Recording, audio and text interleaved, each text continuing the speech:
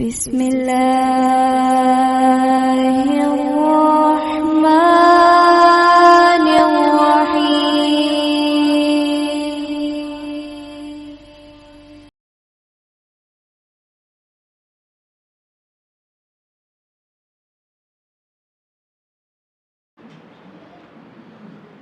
السلام علیکم ورحمۃ اللہ وبرکاتہ.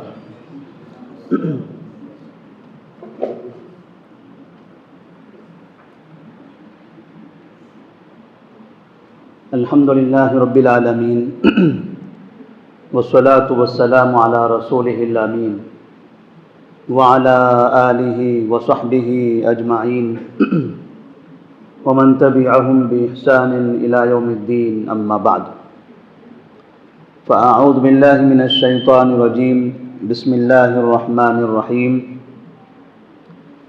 المنافقون والمنافقات بعضهم من بعض يأمرون بالمنكر وينهون عن المعروف ويقبضون أيديهم نسوا الله فنسيهم إن المنافقين هم الفاسقون.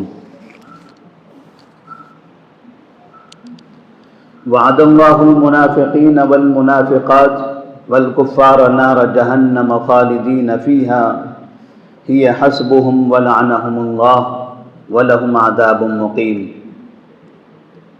وعن ابی ہریرہ رضی اللہ تعالی عنہ قال قال رسول اللہ صلی اللہ علیہ وسلم آیۃ المنافق ثلاث اذا حدث کذب واذا وعد اخلف واذا اؤتمن خان.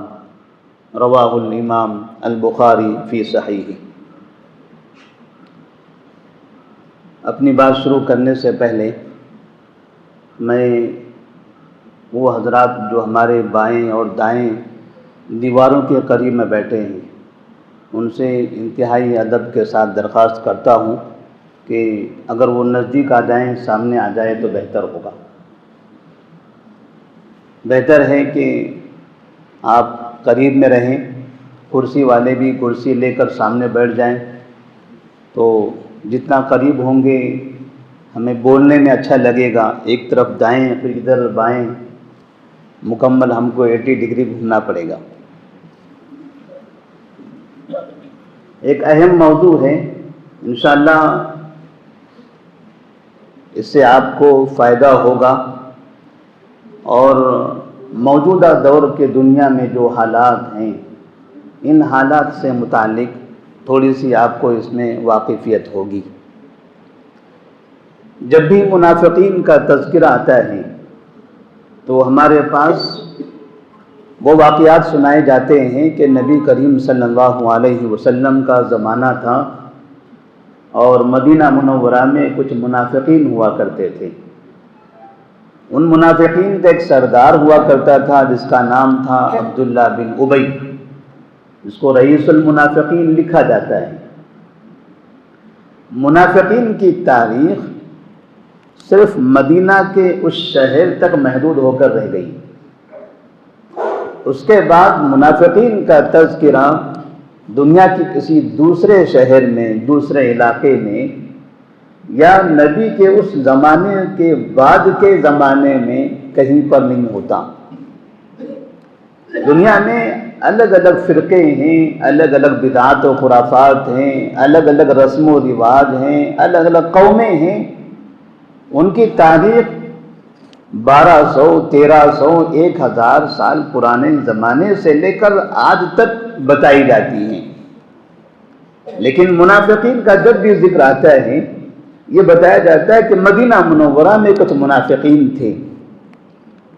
نبی کریم صلی اللہ علیہ وسلم نے جب مکہ مکرمہ سے مدینہ منورہ کی جانب ہجرت کی، اللہ تبارک و تعالیٰ نے مدینہ شہر کو انتہائی سازگار بنا دیا. وہ شہر اسلام کا پہلا مرکز بنا. آپ صلی اللہ علیہ وسلم کو وہاں سے ایک بڑی کامیابی ملی. عقیدہ توحید کی دعوت تو عام ہو گئی اور اس کے ساتھ ساتھ وہاں بسنے والے، وہاں رہنے والے جب تمام کے تمام لوگ عقیدہ توحید کے ماننے والے ہو گئے تو ایسی صورت میں پھر اسلامی حکومت کا قیام بھی ہو گیا۔ اس طرح مدینہ منورہ نبی کریم صلی اللہ علیہ وسلم کے دور میں یہ پہلی اسلامی ریاست بنی۔ آپ صلی اللہ علیہ وسلم نے اس مدینہ منورہ سے پھر مکہ مکرمہ فتح کیا، جہاں پہلے آپ ہوا کرتے تھے، جہاں سے آپ کو نکالا گیا تھا۔ اسی مدینہ منورہ سے پھر آپ نے طائف فتح کیا، جہاں جانے پر لوگوں نے آپ پر پتھر برسائے اور آپ لہو لہان ہو گئے تھے۔ پھر اسی مدینہ منورہ سے ملک شام، ملک عراق اور ملک یمن، یہ تمام کے تمام علاقے فتح ہوئے۔ ابوبکر صدیق رضی اللہ تعالیٰ عنہ کے دور میں، عمر فاروق رضی اللہ تعالیٰ عنہ کے دور میں، اور عثمان غنی رضی اللہ تعالیٰ عنہ کے دور میں مسلمان مدینہ منورہ کی اس حکومت کے ذریعے یہاں سے عقید توحید کی دعوت کا جو پرچار کر رہے تھے، عقید توحید کی دعوت کی جو نشر و اشاعت کر رہے تھے، اسلام کو جو پھیلاتے چلے جا رہے تھے، اللہ تبارک و تعالیٰ نے اس میں خوب ترقی عطا فرمائی اور کافی دور تک مسلمان پھیل گئے، یہاں تک کہ جو مدینہ کے اطراف میں یہود ہوا کرتے تھے، جنہوں نے ساری زندگی مدینے والوں کو دو حصوں میں تقسیم کر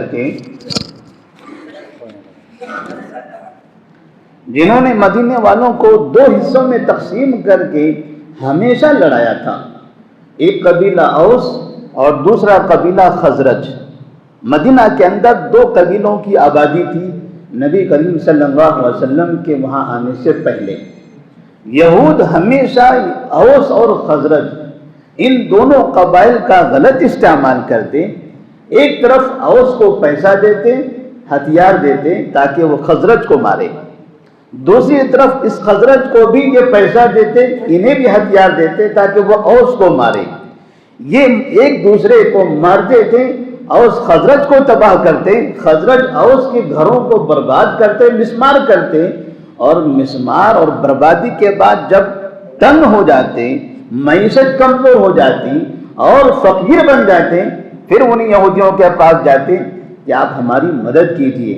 تو یہود سود پر ان کی مدد کرتے تھے، سود پر ان کی بھی مدد کرتے، سود پر ان کی بھی مدد کرتے، مگر کبھی ان یہودیوں نے یہ نہیں کہا کہ آپ دونوں آپس میں لڑنا بند کر دو، آپ کی پریشانی ختم ہو جائے گی، بلکہ اسے پیسہ دیا، ہتھیار دیا تاکہ یہ اس کو تباہ کرے، اس کو پیسہ دیا، ہتھیار دیا تاکہ یہ اس کو تباہ کرے۔ تو اس طرح سے انہوں نے دونوں کے لیے اپنی ہمدردی کا مظاہرہ کر دیا، آپ کے بھی ہم ہیں اور آپ کے بھی ہم ہیں۔ نبی کریم صلی اللہ علیہ وسلم جب مکہ سے مدینہ منورہ ہجرت کر کے آئے، تب یہاں آپ صلی اللہ علیہ وسلم نے مدینہ میں آنے کے بعد سب سے پہلا کام مدینہ کی مسجد نبوی کی تعمیر کے بعد جو کیا تھا، وہ کام تھا مدینہ کے شہریوں کو آپس میں بھائی بنانے کا۔ یہ مدینہ کے جو شہری ہیں، چاہے وہ اوس ہوں یا خزرج ہوں، آج کے بعد سے یہ سب بھائی رہیں گے۔ اب نہ اوس خزرج کے خلاف ہوگا، نہ خزرج اوس کے خلاف ہوگا۔ ایسا اتحاد قائم کیا کہ جو نسل ایک دوسرے کے دشمن تھے، اب ایک دوسرے کی محبت میں، ایک دوسرے کے دفاع میں، ایک دوسرے کی مدد میں اپنے آپ کو قربان کرنے کے لیے تیار ہو گئے۔ ایسی مثالی اخوت، مثالی بھائی چارگی نبی کریم صلی اللہ علیہ وسلم نے مدینہ منورہ میں قائم کی، اور جیسے ہی مدینہ کے لوگ ایک مثالی بھائی بن گئے، دوست بن گئے، آپس میں متفق ہو گئے، تب وہاں بسنے والے یہودیوں کو تکلیف ہونے لگی۔ ان کا سودی کاروبار جو اوس کو اور خزرج کو دیتے تھے تاکہ دونوں ایک دوسرے کو مارتے رہیں، اور جو ہتھیار فروخت ہوتا تھا جس سے وہ دولت مند سے دولت مند ہوتے چلے جا رہے تھے، اب نہ سودی پیسہ جاتا ہے اور نہ ہتھیار فروخت ہو رہا ہے۔ اس لیے ساری زندگی 10 سال کا جو عرصہ تھا نبی کریم صلی اللہ علیہ وسلم کا، مدینہ منورہ میں یہودیوں نے ہمیشہ آپ صلی اللہ علیہ وسلم کو قتل کرنے کی کوشش کی کہ نبی کو قتل کر دیا جائے، تاکہ نہ رہے باز نہ بجے بانسری۔ ایسے شخص کو جس شخص نے ہمارا کاروبار بند کر دیا، ہماری دکانیں بند کر دی، اور یہ مدینہ کے یہ عرب افراد جو آپس میں لڑتے رہتے تھے، ان عربوں کو بھائی بھائی بنا دیا۔ یہود نہیں چاہتے تھے کہ یہ عرب بھائی بھائی رہیں، جب تک کہ عرب دشمن رہیں گے آپس میں ایک دوسرے کا، تب تک کہ یہودیوں کا فائدہ ہوتا رہے گا۔ اور نبی صلی اللہ علیہ وسلم کے آنے کے بعد یہودیوں کا یہ خواب خراب ہو گیا۔ اس طرح سے انہیں ایسا محسوس ہوا کہ اب ہماری دکان چلنے والی نہیں ہے۔ پھر انہوں نے جب نبی کے ساتھ غداریاں کی، دھوکہ دیا، قتل کرنے کی کوشش کی، تو آہستہ آہستہ مدینہ کے قریب میں رہنے والے ان یہودیوں کو، جو مشہور 3 قبیلے میں تقسیم تھے، ایک بنو قریظہ، دوسرے بنو نذیر اور تیسرے بنو قینقاع، مسجد نبوی سے جب قباء کی طرف ہم جاتے ہیں، مسجد قباء کے راستے میں، بس اسی راستے میں، اسی قریب میں بائیں ہاتھ پر جب مسجد قباء کی طرف جا رہے ہوں تو بائیں ہاتھ پر یہ تینوں یہودیوں کی آبادیاں تھیں۔ نبی کریم صلی اللہ علیہ وسلم نے ان تینوں کو یہاں سے بھگا دیا۔ یہ تینوں یہاں سے نکل کر خیبر میں گئے۔ پھر خیبر سے انہوں نے مدینہ کے مسلمانوں کو پریشان کرنا شروع کیا، اور وہ پریشان اس طرح سے کرتے تھے کہ مشرکین مکہ کا استعمال کرتے، اور مدینہ میں کچھ ایسے لوگ تھے، جن کے بارے میں اللہ تبارک و تعالیٰ نے قرآن مجید میں فرمایا، مذبذبین بین ذالک لا الہ الا ولا الہ اولا۔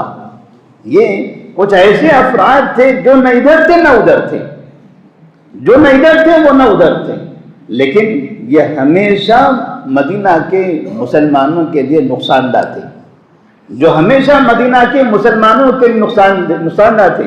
وَإِذَا لَقُوا الَّذِينَ آمَنُوا قَالُوا آمَنَّا وَإِذَا خَلَوْا إِلَىٰ شَيَاطِینِهِمْ قَالُوا إِنَّا مَعَكُمْ إِنَّمَا نَحْنُ مُسْتَهْزِئُونَ۔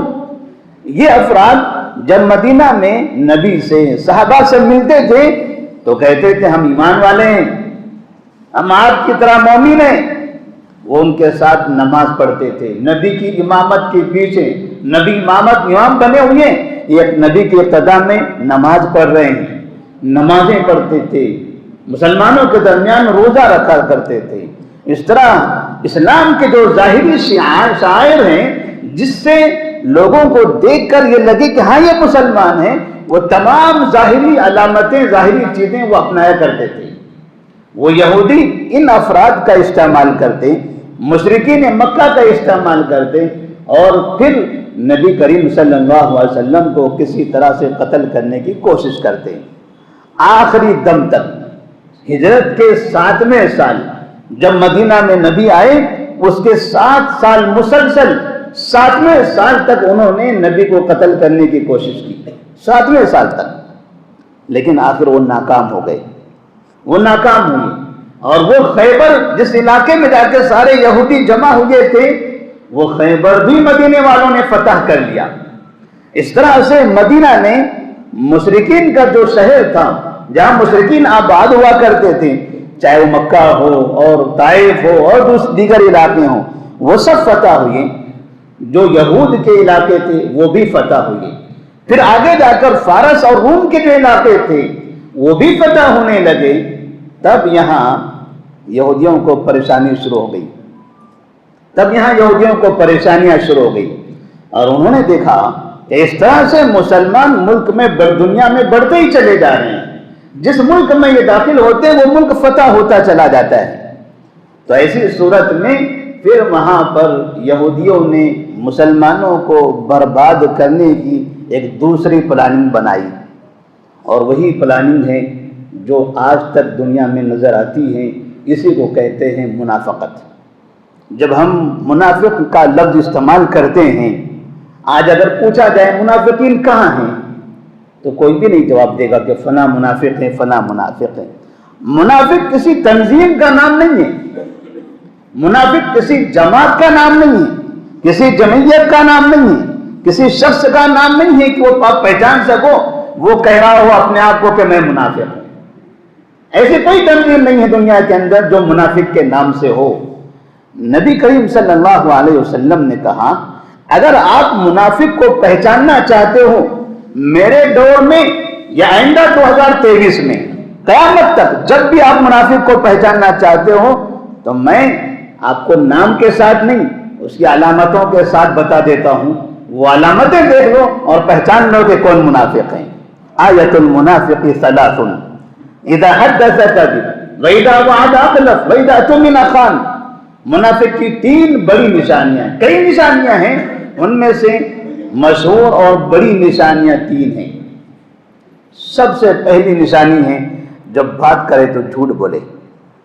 جھوٹ بولنا یہ منافق کی نشانی ہے. وعدہ خلافی کرنا یہ منافق کی نشانی ہے. امانت میں خیانت کرنا یہ منافق کی نشانی ہے. آپ صلی اللہ علیہ وسلم نے اس حدیث میں 3 علامتیں بتائی ہیں منافقین کی. اور آپ تعجب کریں گے کہ آج مسلمانوں کو اسلام پر عمل کرنے میں جتنی دشواریاں ہو رہی ہیں کہ وہ کہا نہیں جا سکتا. مسلمانوں کو پتہ ہے نماز فرض ہے لیکن کیسے پڑھنا ہے آج پریشان ہے. مسلمان پریشان ہے. نماز تو پڑھنا فرض ہے، معراج میں نماز فرض ہوئی تھی لیکن پڑھوں تو کیسے؟ ہاتھ کیسے باندھوں، ہاتھ کیسے اٹھاؤں، رکوع کیسے کروں، سجدہ کیسے کروں، تشہد میں کیسے بیٹھوں؟ یہ نماز کے طریقے ہیں. وہ الگ بتا رہے ہیں، یہ الگ بتا رہے ہیں، یہ الگ بتا رہے ہیں، وہ الگ. ایک بنیادی عبادت ہے نماز. نماز فرض ہے، اسلام کے ارکان میں سے دوسرا رکن نماز ہے.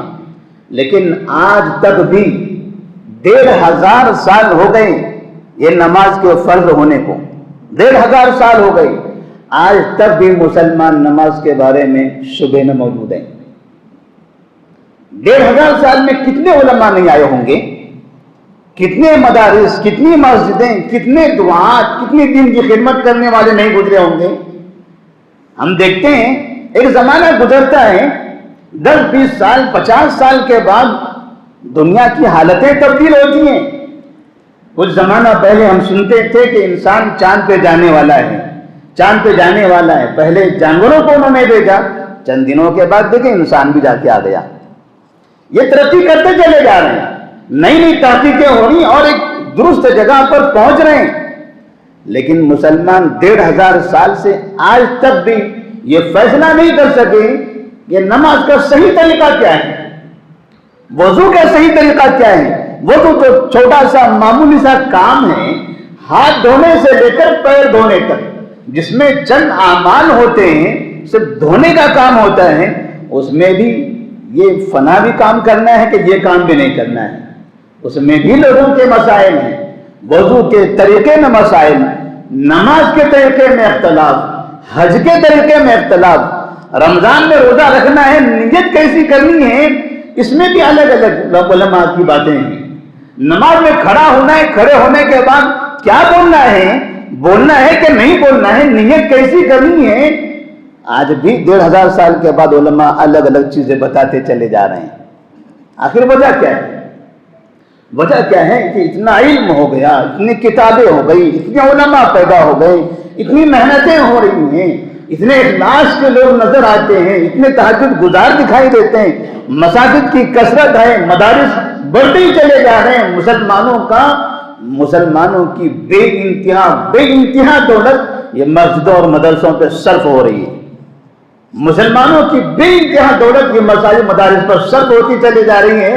لیکن آج بھی مسلمان نماز، وضو، یہ جو بنیادی چیزیں ہیں، ان مسائل میں اختلاف کرتا ہوا دکھائی دیتا ہے.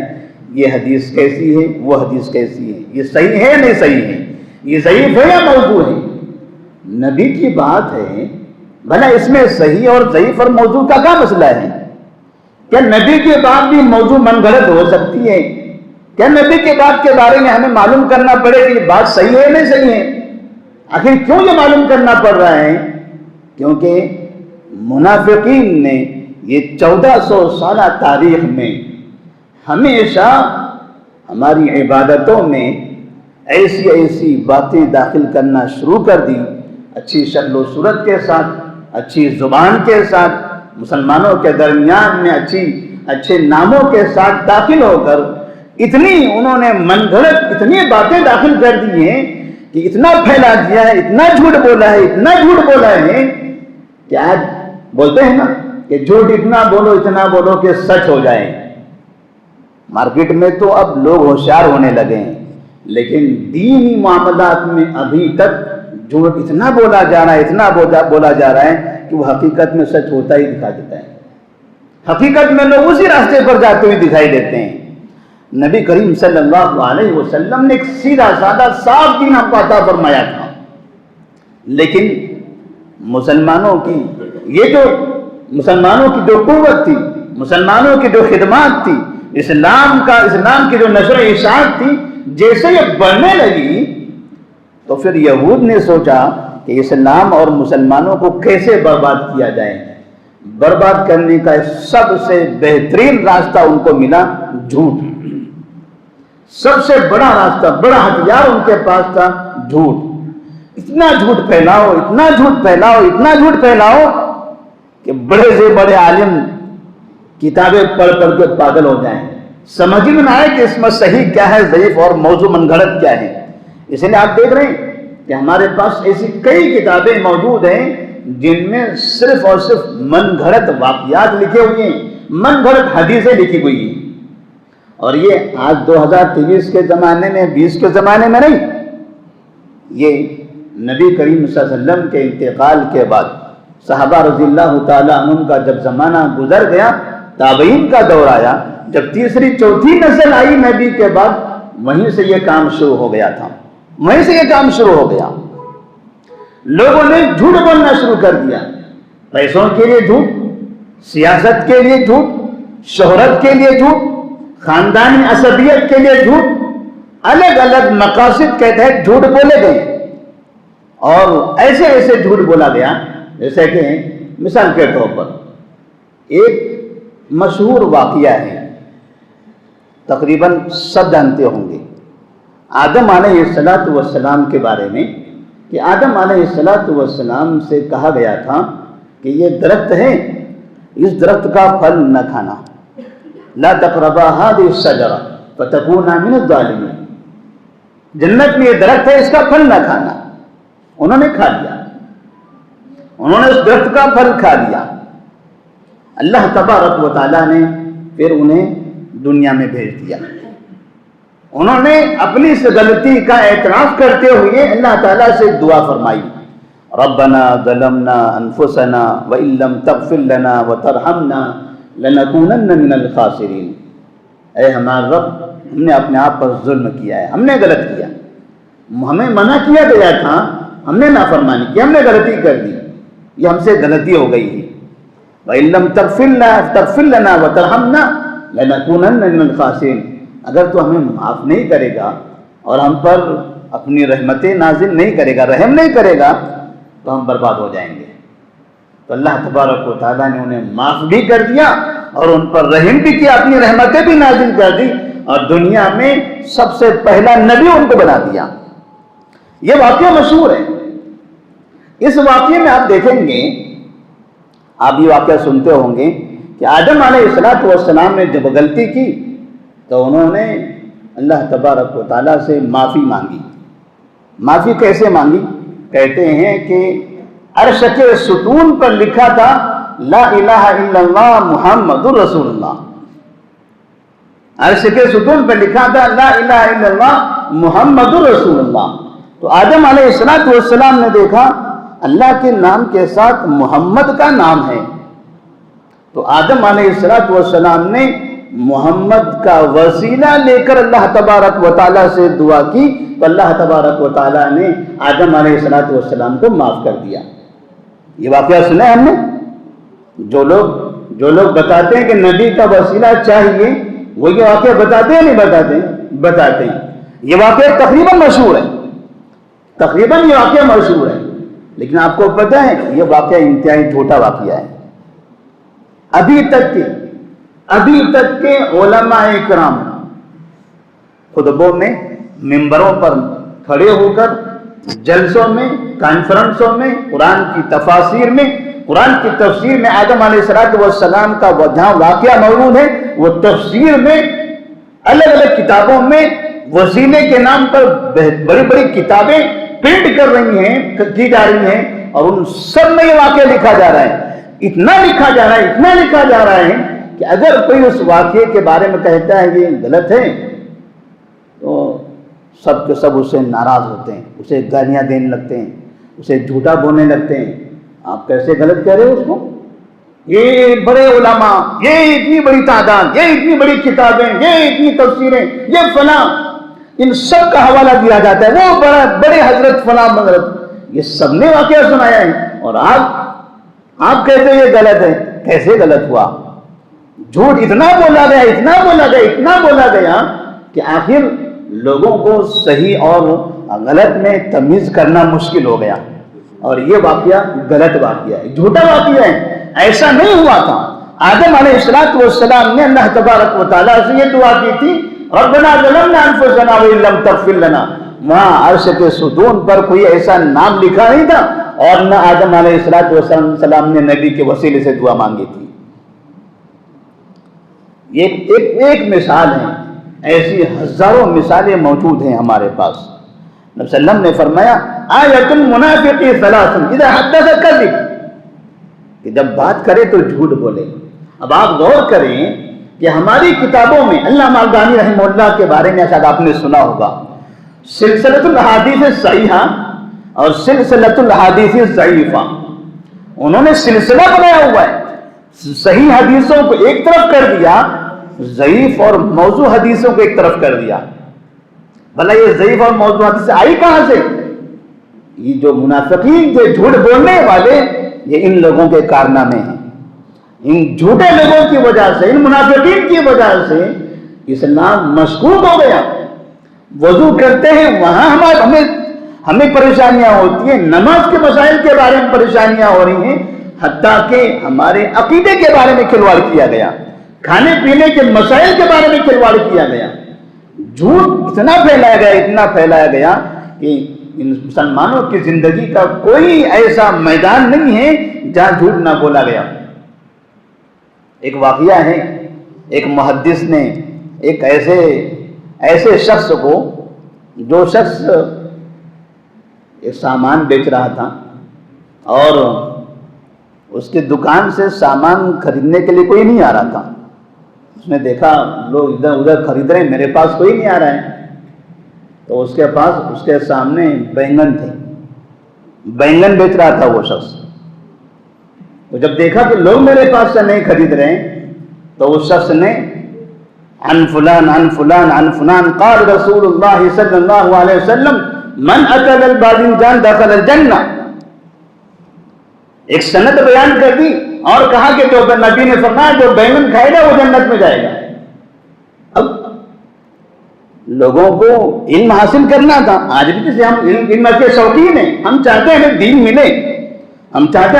ملے، لوگوں نے سنا، بس دیکھتے ہی دیکھتے پورے بینگن اس کے ختم ہو گئے. کبھی لوگ ایسی تجارت کے لیے جھوٹ بولا کرتے تھے، کبھی سیاست کے واسطے، کبھی شہرت کے واسطے. اتنا جھوٹ بولا گیا کہ آخر میں دین کے مسائل مشکوک ہو کر رہ گئے، اور آج تک ہم صحیح ضعیف اور موضوع میں پریشان ہیں.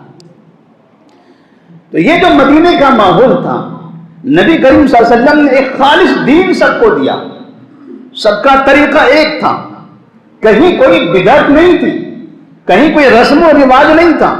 نماز کا نبی نے ایک طریقہ بتایا، نبی ایک ہے. نبی نے شروع کے 5 سال الگ نماز، دوسرے 5 سال الگ نماز، تیسرے 5 سال الگ نماز، چوتھے 5 سال الگ نماز. یہ 20 سال میں 4 نمازیں. نبی 4 مرتبہ معراج ہو گئے تھے، ایک ہی مرتبہ معراج ہو گئے تھے، اور ایک ہی طرح سے آپ نے پڑھ کے بتایا ہے.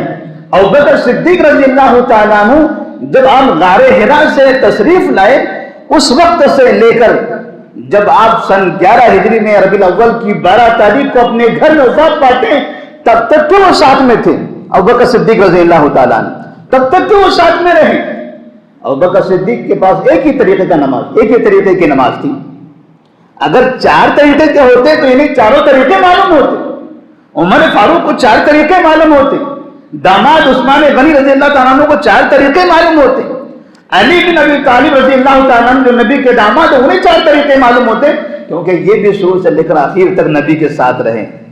سب کے پاس ایک ہی طریقہ تھا، کوئی 2 کوئی 3 کوئی 4 طریقے ایسے نہیں تھے کہ پہلے ایسا پڑھتے تھے بعد میں انہوں نے ایسا پڑھنا شروع کر دیا۔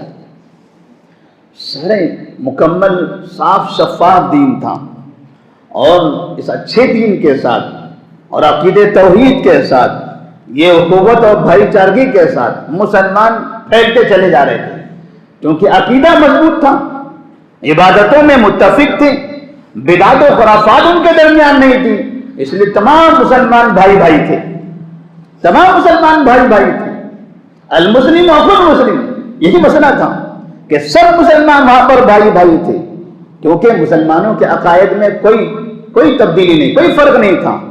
اور جاتے ہوئے آپ صلی اللہ علیہ وسلم نے فرمایا تھا لعنت اللہ علی الیہود والنصارى اتخذوا قبور انبیائہم مساجدا الا فلا تتخذوا قبری مسجدا۔ اللہ تعالیٰ کی لعنت ہو یہود و نصارہ پر، انہوں نے اپنے انبیاء کی قبروں کو سجدہ گاہ بنایا۔ نبیوں کی جب قبر ہوتی تھی اسے بڑا بنا دیتے تھے اور وہاں طواف کرنا شروع کرتے، سجدہ کرنا شروع کرتے تھے۔ آج بھی انبیاء علیہ السلام کی بعض قبریں جو مشہور ہیں الگ الگ ملکوں میں، فلسطین میں ہیں، ملک شام کے علاقے میں ہیں، ملک عراق میں ہیں، پھر لبنان میں ہیں، الگ الگ علاقے میں، حتیٰ کہ بعض عرب یمن وغیرہ کے علاقے میں بھی ہیں، بڑی بڑی درگاہیں بنی ہوئی ہیں، لوگ وہاں جاتے ہیں، چادریں چڑھاتے ہیں، پھول چڑھاتے ہیں، طواف کر رہے ہیں، سب کر رہے ہیں۔ نبی نے فرمایا تھا یہ یہود و نصارہ پر اللہ کی لعنت ہو، انہوں نے اپنی انبیاء کی قبروں کو سجدہ گاہ بنایا۔ الا فلا تتخذوا قبری مسجدا، مسلمانوں سنو، میری قبر کو سجدہ گاہ نہ بنانا، میری قبر کو سجدہ گاہ نہ بنانا، میری قبر کو پختہ نہ بنانا، میری قبر کو مضبوط نہ بنانا، میری قبر کو طواف کا ذریعہ نہ بنا دینا۔ نبی صلی اللہ علیہ وسلم نے اس بات کی وضاحت کر دی تھی، جن سے خطاب کر کے کہا تھا اس وقت ابوبکر صدیق، عمر، عثمان جیسے بڑے بڑے صحابہ تھے، بھلا یہ کیسے کسی قبر کو سجدہ گاہ بنا دیتے؟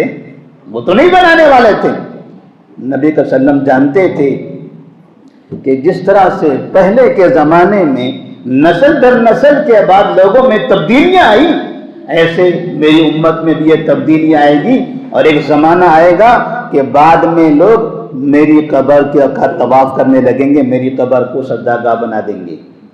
اور پھر ہم نے دیکھا تاریخ میں خلافت امویہ کے بعد جب خلافت عباسیہ کا دور آیا، ان کے بعد خلافت عثمانیہ کا دور آیا، یہ دو دور میں مسجد نبوی کے اندر جو نبی کی قبر موجود ہے،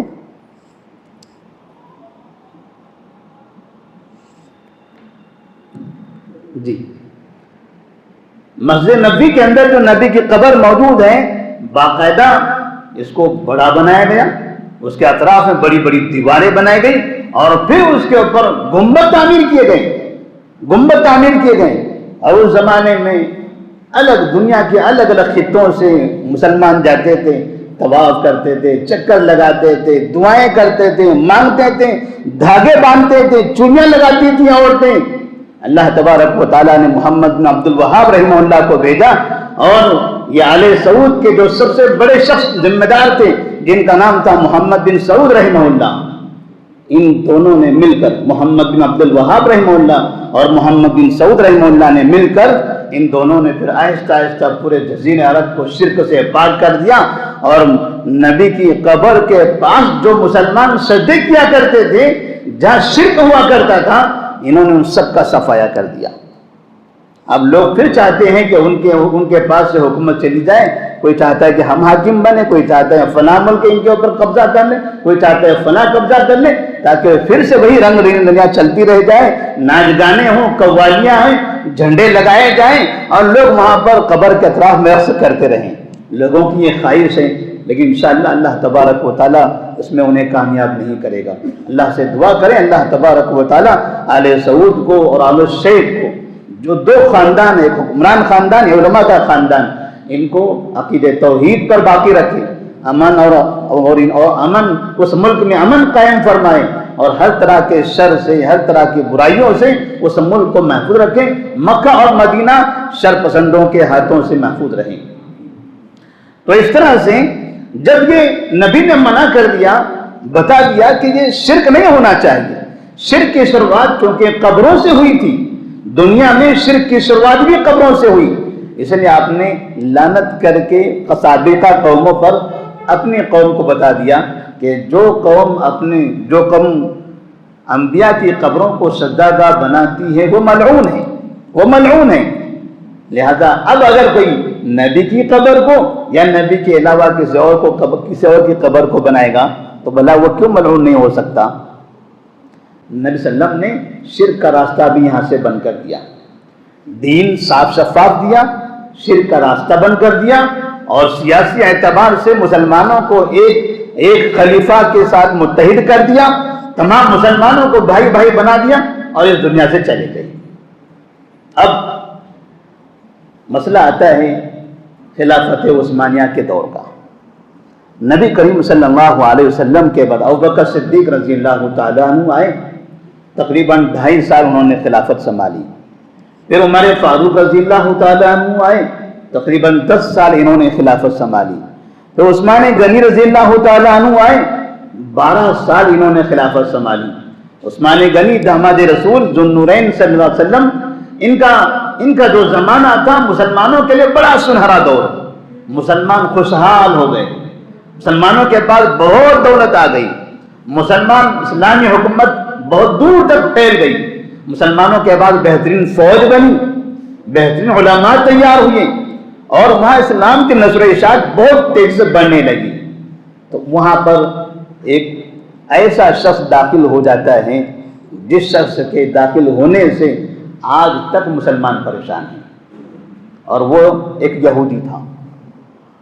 یہودیوں نے، جیسے ہم نے بتایا کہ شروع سے یہ نبی کے دشمن ہوا کرتے تھے، وہ چاہتے تھے کہ اسلام مٹا دیا جائے اور یہ لوگ کبھی متحد نہ رہیں، یہ ہمیشہ لڑتے رہیں آپس میں، ان میں انتشار باقی رہے۔ تو دوبارہ اسی چیز کو نئے سرے سے اپنانے کے لیے ایک نیا راستہ تلاش کیا گیا۔ اب وہ راستہ ایک الگ راستہ تھا، اور وہ راستہ تھا نفاق کا راستہ، منافقت کا راستہ، کفر اور شرک کا، یہودیت اور نصرانیت کا نہیں، منافقت کا راستہ۔ وہ تھا عبداللہ بن سبا یہودی، یمن کا رہنے والا ایک شخص۔ عبداللہ بن سبا یہودی، اس نے دیکھا کہ مسلمان بڑے متحد ہیں اور یمن کے علاقے تک اسلام پھیل چکا ہے، یمن میں بھی باقاعدہ مسلمانوں کا گورنر ہوتا ہے، ملک شام کا گورنر مسلمانوں کا، عراق کا گورنر مسلمانوں کا، فلسطین کا گورنر مسلمانوں کا، جہاں دیکھو مسلمان ہی مسلمان ہیں۔ قیصر بھی گئے، کسرا بھی گئے، یمن کے بادشاہ بھی گئے، نجاشی حبشہ بھی گئے، سب چلے گئے، جہاں دیکھو مسلمان ہی مسلمان، اور یہودی چند علاقوں میں محدود ہو کر رہ گئے۔ تب اس شخص نے سوچا کہ اب ان مسلمانوں کو مشرک نہیں بنایا جا سکتا، انہیں اسلام سے دور نہیں کیا جا سکتا، اور نہ ان سے کھلم کھلا لڑائی کی جا سکتی ہے، ان سے مقابلہ بھی نہیں کیا جا سکتا۔ اس آدمی نے یہ دیکھا تھا کہ مدینہ میں رہنے والے کچھ ایسے افراد تھے جو منافقین تھے، اور وہ مسلمانوں کے درمیان میں رہتے تھے، مسلمانوں کے ساتھ رہتے تھے، مسلمانوں کے اندر رہتے ہوئے مسلمانوں کے راز کی باتیں معلوم کرتے تھے، اور مسلمانوں میں انتشار پھیلایا کرتے تھے۔ اس شخص نے سوچا کیوں نہ ہم بھی وہی کام کریں، کیونکہ اگر ہم یہودی بن کر کام کریں گے تو کوئی ہمیں قبول کرنے والا نہیں ہے، لیکن جب مسلمان بن کر کام کریں گے، ان کے پیچھے نماز پڑھیں گے، ان کے ساتھ روزہ رکھیں گے، تو پھر مسلمانوں میں انتشار پھیلانا یہ ہمارے لیے آسان ہوگا، اور سب سے اچھا راستہ ہے مسلمانوں میں انتشار پھیلاؤ۔ یہ بڑی قوم ہے، متحد قوم ہے، ایک عقیدے کو ماننے والی ہے، اس کو تقسیم کر دو۔ جیسے تقسیم ہو جائے گی، تقسیم کے بعد یہ دشمن ہو جائیں گے ایک دوسرے کے، اور پھر اس کے بعد اس گروپ کو جو آپ دے دو وہ لے لے گا، اس گروپ کو جو آپ دے دو وہ لے لے گا۔ نتیجہ یہ ہوا عبداللہ بن سبا یہودی نے اپنے آپ کے بارے میں یہ اعلان کر دیا کہ میں مسلمان ہوں، میں مسلمان ہوں. اس نے مسلمان ہونے کا اعلان کر دیا. اور پھر مدینہ منورہ ہے، کوفہ ہے، بصرہ ہے، مصر ہے، شام کا علاقہ ہے، یمن کے علاقے میں جہاں وہ خود تھا، سب جگہ گھوم گھوم کر اپنے بارے میں ایک اچھا انسان، نمازی انسان، دیندار انسان اپنے آپ کو ظاہر کر کے لوگوں سے کہنے لگا. آپ سوچئے نبی سے محبت کرنی چاہیے کہ نہیں کرنی چاہیے؟ کیوں نہیں کرنی چاہیے؟ مسلمان ہے، نبی سے محبت نہ کرے کیسا ہو سکتا ہے؟ تو نبی کے گھرانے سے بہتر گھرانہ دنیا میں کس کا ہے؟ کسی کا نہیں ہے. نبی کے گھرانے سے بہتر گھرانہ کس کا ہے؟ کسی مسلمان سے آپ پوچھئے، سب کہیں کسی کا نہیں ہے. تو یہ بتائیے علی رضی اللہ تعالیٰ عنہ یہ نبی کے گھرانے کے ہیں یا عثمان غنی رضی اللہ تعالیٰ عنہ نبی کے گھرانے کے ہیں؟ لوگ کہہ رہے ہیں علی رضی اللہ تعالیٰ عنہ نبی کے گھرانے کے ہیں، کیونکہ علی بنو ہاشم ہیں اور عثمان غنی بنو اموی ہیں. وہ اموی خاندان کے ہیں، یہ ہاشمی خاندان کے ہیں، اور نبی ہاشمی خاندان کے تھے. نبی ہاشمی خاندان کے تھے. تو پھر آپ مجھے بتائیے ہاشمی خاندان بہتر ہے یا اموی خاندان بہتر ہے؟ مسلمان کہے گا دو آپشن ہیں، ایک ہی آپشن چوائس پسند کیا جا سکتا ہے، ہاشمی خاندان بہتر ہے. تو پھر آپ یہ بتائیے جب ہاشمی خاندان بہتر ہے، علی زندہ موجود ہے، تو ان کے ہوتے ہوئے عثمان غنی خلیفہ کیسے ہو سکتے ہیں؟ لوگ بات تو پتے کی ہے، بات تو پتے کی ہے. اس طرح سے لوگوں کے ذہن میں سوالات ڈالنے لگا اور لوگوں کو سمجھ میں آنے لگا بات تو صحیح ہے، ہاشمی خاندان اموی خاندان سے بہتر، علی جو نبی کے گھرانے کے ہیں وہ عثمان جو نبی کے گھرانے کے نہیں ہیں ان سے بہتر. تو ظاہر سی بات ہے نبی صلی اللہ علیہ وسلم نے علی رضی اللہ تعالیٰ عنہ کے بارے میں کہا تھا کہ علی منی، علی مجھ سے ہیں، اور آپ صلی اللہ علیہ وسلم کو علی رضی اللہ تعالیٰ عنہ سے بڑی محبت تھی. تو نبی جن سے محبت کرتے تھے تو ان سے ہم محبت نہ کریں؟ لوگوں نے کہا کیوں نہ کریں؟ پھر کیا چاہتے ہو آپ؟ علی کی حکومت چاہتے ہو یا عثمان کی حکومت چاہتے ہو؟ لوگوں نے کہا کہ بات تو صحیح ہے، علی کی حکومت ہونی چاہیے. یہ ہے منافقت کی بنیاد. اس واقعے کو آپ سمجھ جائیے، 2023 تک کہ آپ کو ساری کہانی سمجھ میں آ جائے گی. آج دنیا میں جہاں شیعیت اور صوفیت جو ساری دنیا میں اسلام کو برباد کرتے ہوئے نظر آ رہی ہیں، اس کی بنیاد یہاں سے ہے. سب سے پہلے عبداللہ بن سبا یہودی نے جو مسلمان ہونے کا اظہار کیا وہ منافق تھا. کیسے منافق تھا؟ منافق کس کو کہتے ہیں؟ منافق کہا جاتا ہے من اظہر خیرہ واسر شرہ، جو خیر کی باتیں ظاہر کرے اور شر کو دل میں چھپا کے رکھے. ظاہر کرنا کچھ اور ہے، مقصد دوسرا ہے. علی رضی اللہ تعالیٰ عنہ کہا تھا کلمۃ حق ارید بہا الباطل. بعض مرتبہ ایسا ہوتا ہے کہ لوگ بولتے صحیح ہیں لیکن وہ صحیح بولنے کے پیچھے صحیح بولنا نہیں ہوتا ہے، وہ صحیح بولنے کے پیچھے فساد ہوتا ہے، وہ فساد برپا کرنا چاہتے ہیں. اس کی مثال میں دیتا ہوں. ابھی کچھ دنوں پہلے کی بات ہے، ہندوستان میں ایک بڑے عالم دین ہے سجاد نعمانی کے نام سے، بڑی پگڑی سے آپ کو دکھائی دے گی، بڑی داڑھی ہے، اور میڈیا کے اندر بڑے بیانات دیتے ہوئے دکھائی دیتے ہیں. سعودی عرب میں ابھی ایک جگہ پر ناچ گانے ہوئے، انہوں نے ایک لیٹر جاری کر دیا، پورے ہندوستان میں وائرل کر دیا، فیس بک پہ، واٹس ایپ پہ، یوٹیوب پر، اور بیان جاری کر دیا. اور ہندوستان کے الگ الگ تنظیموں کے امیروں کے نام، صدروں کے نام پر لیٹر جاری کر دیا کہ دیکھو اس ملک میں یہ برائی ہو رہی ہیں، آپ لوگ کرو کچھ کرو. آپ لوگ کس چیز پر؟ وہ ناچ گانا ہو رہا تھا اس چیز پر. بات تو صحیح ہے، ناچ گانا چاہے میرے محلے میں ہو، چاہے کسی اور کے محلے میں ہو، چاہے میرے ملک میں ہو، چاہے کسی اور ملک میں ہو، ایک مسلمان ہے تو ناچ گانے سے اس کو نفرت ہوگی. غیر اسلامی کام ہے، برائی ہے، یہ حرام کام ہے. حرام کام سے سب کو نفرت ہونی چاہیے، ایک عالم دین کو تو اور نفرت ہونی چاہیے. لیکن کیا وہ ناچ گانے کے معاملے میں جو انہوں نے لیٹر لکھا، جو الگ الگ امیروں کے نام لیٹر بھیجا ہے اس کا مقصد وہ برائی سے نفرت کرنا یا وہ برائی کو ختم کرنے کی کوشش تھی؟ نہیں، اس کا مقصد تھا مسلمانوں میں فساد برپا کرنا. اس کا مقصد تھا مسلمانوں کا ذہن عرب ملکوں سے، خاص طور پر سعودی عرب سے متنفر کر دینا، مسلمانوں کو بتانا کہ سعودی عرب یہودیوں کا ملک ہے، یہ کافروں کا ملک ہے، یہ فلاں امریکی پٹھو ہے، یہودی پٹھو ہے، اسرائیلی ہے، فلاں ہے، جن کی ساری زندگی یہی بولتی ہوئی گزری ہے. آپ کسی کو پہلے یہودی بولتے ہو، پھر اس کے ناچنے پر کہتے ہو دیکھو یہ ناچ رہا ہے، تو آپ بولیں گے آپ تو یہودی بولتے ہیں نا اس کو، پھر ناچنے میں کیا مسئلہ ہے آپ کو؟ اگر وہ مسلمان ہوتا تو ناچنے میں مسئلہ ہوتا. جس کو آپ مانتے کہ وہ یہودی ہیں، پھر وہ گانا گا رہا ہے تو آپ بولیں دیکھو وہ گانا گا رہا ہے.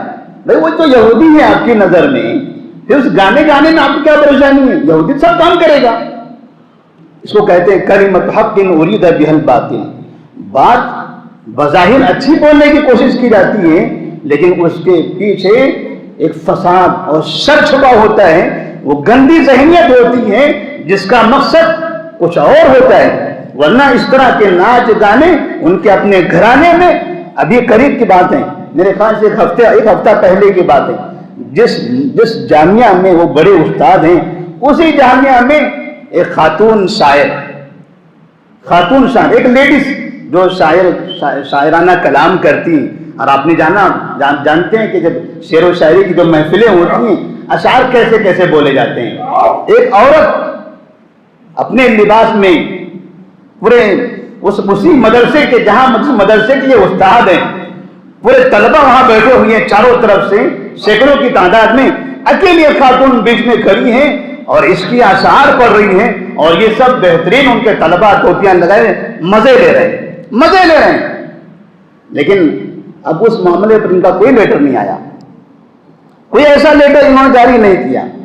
ایسی گندگی یہاں ہزار ہیں، لیکن وہ وہاں ریاض میں ہوئی ہیں، لہذا ہمیں ان کے خلاف سارے ملک کو بھڑکانا ہے. یہی معاملہ قطر میں ہوتا ہے، نہیں بولنا ہے ہم کو. قطر ہمارا بھائی ہے.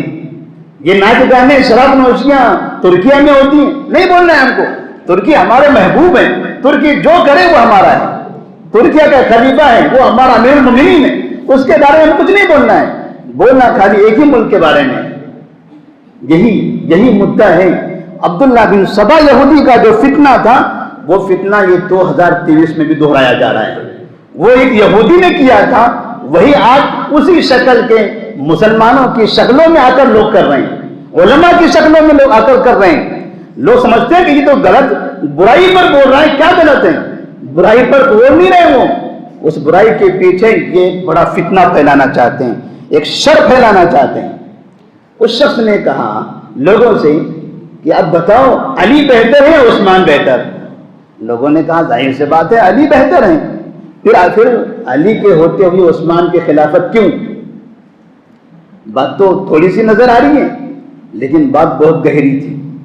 جیسے یہ بات معمولی دکھائی دے رہی کہ ہاں گناہ ناچ گانے ہو رہے ہیں، بات تو صحیح ہے، اس کے پیچھے بہت بڑا شر و فساد چھپا ہوا ہے ان کے دلوں میں.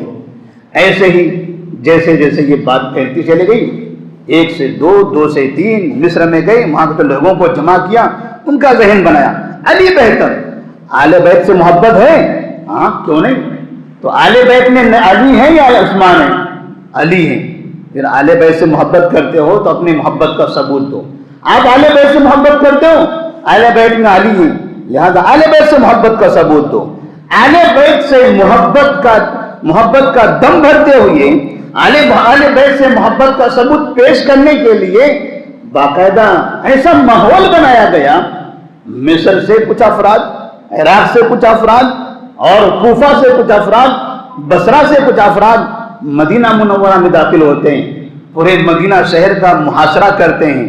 حج کے ایام میں جبکہ مدینہ کے مسلمان حج کرنے کے لیے مکہ گئے تھے، مدینہ شہر آج زیادہ خالی ہو چکا تھا، تب یہ مصر سے، مکہ اور عراق سے، بصرہ سے، کوفہ سے یہ عبداللہ بن سبا یہودی کی تحریک کو قبول کرنے والے ہم اہل بیت سے محبت کرتے ہیں، ہمیں علی سے محبت ہے، علی علی علی علی.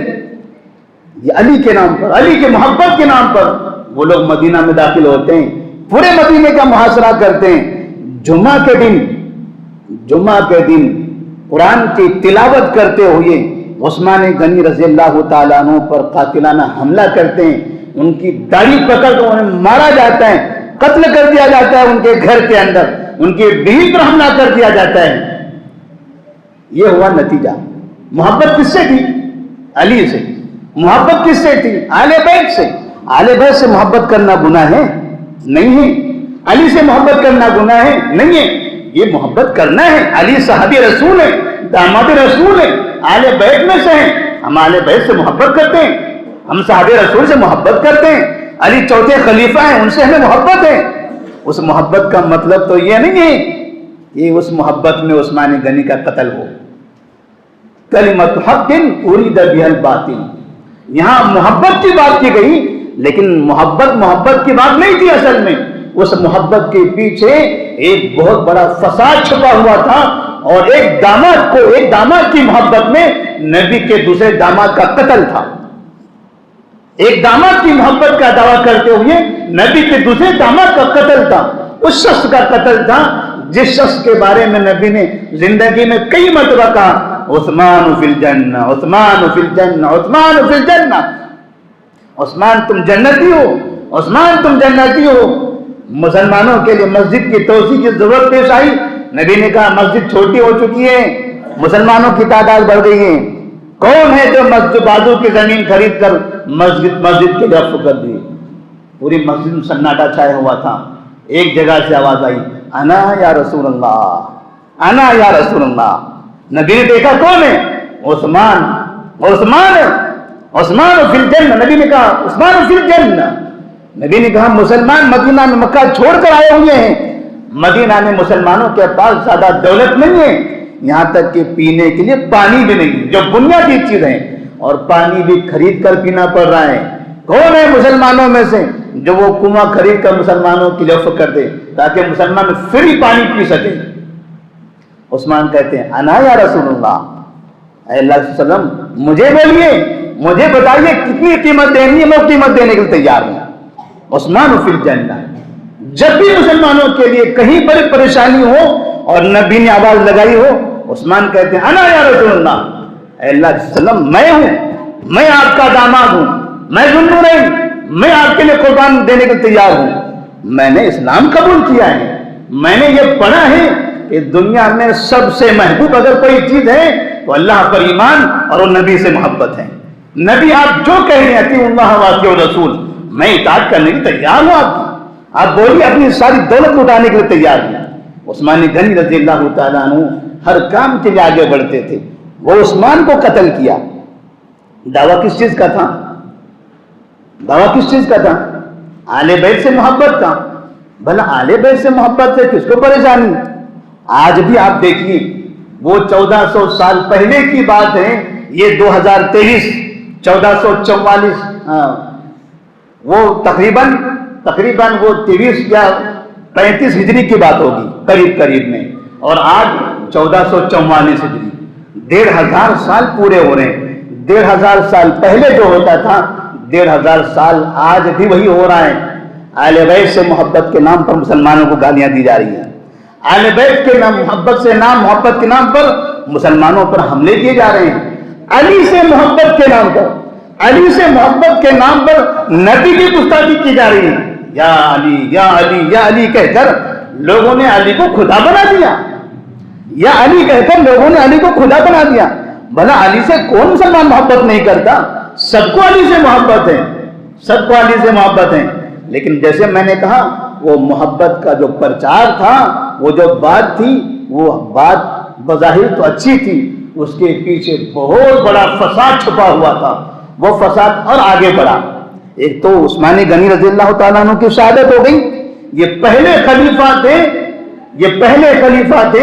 یہ پہلے نبی کے داماد تھے جو مسلمانوں کے ہاتھوں سے شہید ہوئے. ابھی تک کے مسلمانوں کی تلواریں کافروں پر چلا کرتی تھی. مسلمانوں کی طاقت کا استعمال یہود و نصارہ پر ہوا کرتا تھا. یہ عبداللہ بن سبا یہودی نے اپنے آپ کو مسلمان ظاہر کر کے علی سے محبت کا ایسا دم بھرا، ایسا پرچار کرنا شروع کر دیا کہ آخر مسلمانوں نے، مصر کے مسلمان، کوفہ کے مسلمان، بصرہ کے مسلمان، اتنے لمبے فاصلے سے کئی دنوں کا سفر طے کر کے مدینہ پہنچتے ہیں۔ وہ مدینہ جو نبی کا شہر ہے، وہ مدینہ نبی کا جو جہاں مسجد نبوی ہے، جہاں نبی نے اپنی 10 سالہ زندگی گزاری ہے، جہاں بکر صدیق تھے، عمر فاروق تھے، جہاں صحابہ نے پہلے ہجرت کر کے یہاں پر اپنا اب اسلامی ملک بنایا تھا، اس مدینہ شہر کے اندر لوگ آ کے نبی کے داماد کو ان کے گھر میں گھس کر قتل کر دیتے ہیں۔ اتنی بڑی جرأت! بھلا یہ نبی، یہ علی سے محبت کا نتیجہ ایسا ہو سکتا تھا؟ نہیں ہو سکتا تھا۔ علی سے محبت کا تو یہ مطلب نہیں تھا، لیکن یہ ہوا۔ اس کا مطلب یہ تھا کہ بات جو پیش کی گئی اس کے پیچھے بڑا فساد تھا، اور یہاں سے پھر مسلمانوں میں ایسا انتشار ہوا کہ یہ مسلمان جو ایک تھے، ایک ہاتھ تھے کافروں کے خلاف، یہودیوں کے خلاف، نصارہ کے خلاف، اب یہ دونوں آپس میں لڑنے لگ گئے۔ اس لیے سب سے پہلی جنگ دنیا میں جو مسلمانوں نے آپس میں لڑی ہے وہ عثمان غنی رضی اللہ تعالیٰ عنہ کی شہادت 1 سال کے بعد سن 36 ہجری میں مسلمانوں کے درمیان جنگ جمل ہوئی، جس میں ادھر سے مسلمان مارے گئے، ادھر سے مسلمان مارے گئے۔ عبداللہ بن سبا یہودی اور اس کے جو افراد تھے وہ تماشا دیکھ رہے ہیں کہ ہم نے تو اپنا کام کر دیا۔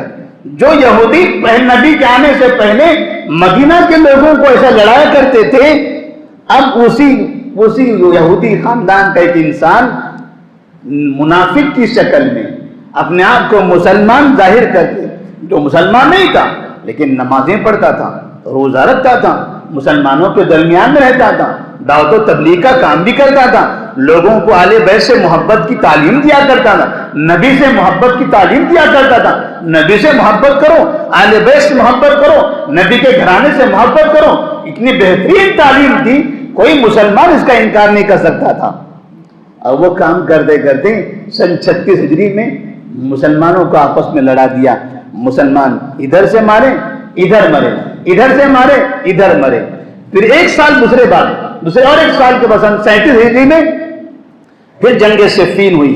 جنگ صفین میں بھی ادھر سے مسلمان دنیا دیکھ رہی ہے، جو مشرکین تھے، جو یہود و نصارہ تھے، انہوں نے دیکھ لیا اب مسلمان آگے نہیں بڑھ سکیں گے۔ جتنا انہوں نے قبضہ کر لیا، جتنے علاقوں میں مسلمانوں کی حکومت آ گئی، بس مسلمان وہاں اسٹاپ ہو گئے، اب وہاں سے آگے نہیں آ سکتے۔ اب مسلمان ہم سے لڑائی نہیں کر سکتے، کیونکہ مسلمان اب آپس میں لڑنے میں مصروف ہیں۔ اس وقت سے لے کر آج تک بھی آپ دیکھیے علی کے نام سے مسلمانوں کو کیسے گالیاں دی جا رہی ہیں۔ مسلمانوں سے نفرت کر رہا ہے علی کے نام پر، اہل بیت کے نام پر۔ ہمارے پاس تو باقاعدہ سال میں ایک مہینہ آتا ہے، ماہ محرم، اسلامی ہجری تاریخ کا پہلا مہینہ۔ ہجری تاریخ کے پہلے مہینے میں علی سے، حسین سے، آل بیت سے، نبی سے محبت کے ترانے گاتے گاتے صحابہ رسول کو گالیاں دی جاتی ہیں، ابوبکر صدیق رضی اللہ تعالیٰ عنہ کو گالی دی جاتی ہے۔ بھلا علی سے محبت، ابوبکر صدیق کو گالی؟ علی سے محبت کا یہ مطلب کہاں ہے؟ علی سے محبت کا یہ مطلب کہاں ہے؟ یہی مطلب ہے، یہی مطلب لوگوں نے بنایا۔ جیسے میں نے سجاد نعمانی کی مثال دی، ان کو گانے سے مطلب نہیں ہے، ان کو ناچنے سے مطلب نہیں ہے، ان کے دماغ میں فتور بھرا ہوا ہے، وہ شر و فساد پیدا کرنا چاہتے ہیں۔ ورنہ ان کے اپنے محلے میں، ان کے اپنی گلیوں میں روزانہ کتنے مسلمان ناچتے ہیں، لیکن کبھی انہوں نے ایسے لیٹر جاری نہیں کیے۔ وہ پورے عالمی پیمانے پر مسلمانوں کو اس توحید پر قائم ملک کے خلاف باغی بنانا چاہتے ہیں۔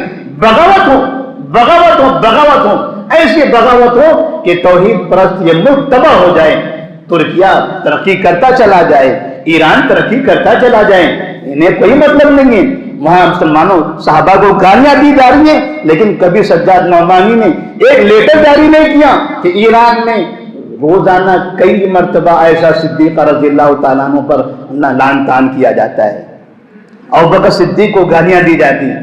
آپ کو سن کر تعجب ہوگا، ایران میں آج بھی اپنے کتوں کے نام رکھتے ہیں عمر اور عثمان۔ آپ نے سنا ہے آپ کے پاس جو کتے ہوتے ہیں کبھی اس کو راجا فلاں ایسے ناموں سے پکارتے ہیں؟